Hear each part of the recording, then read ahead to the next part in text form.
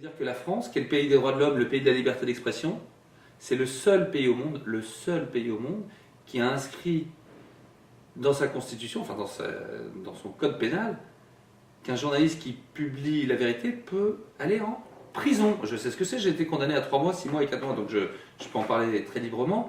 Et si on prend comme hypothèse de départ un peu stupide que ça devrait faire partie des fondements de toute démocratie moderne, eh ben la France est le seul pays au monde qui te condamne systématiquement si ce que tu publies est vrai.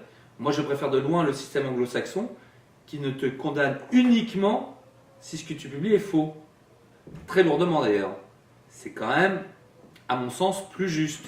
En France, on te condamne systématiquement si ce que tu publies est vrai. D'abord, la France n'est pas le seul pays qui punit les atteintes à la vie privée.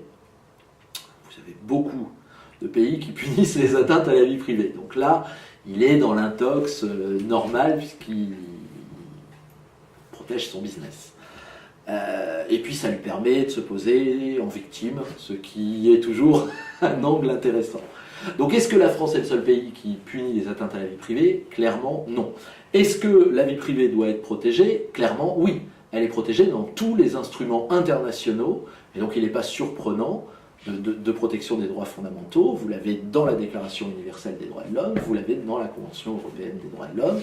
Il est tout à fait naturel de protéger la vie privée. Et ça n'est pas parce que quelqu'un, dans son activité professionnelle, s'expose publiquement qu'il n'a pas de vie privée. C'est-à-dire que, effectivement, chacun a le droit de contrôler ce qu'il révèle, et puis ce qu'il ne révèle pas, et qui doit rester de l'ordre de l'intime.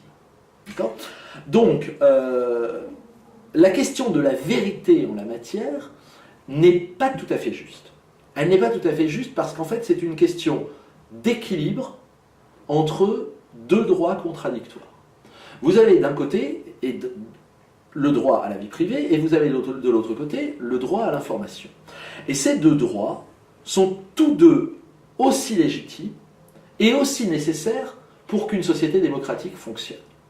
Il est donc nécessaire, dans cette situation-là, de trouver un équilibre entre les deux. Et donc cet équilibre va devoir être fait au cas par cas.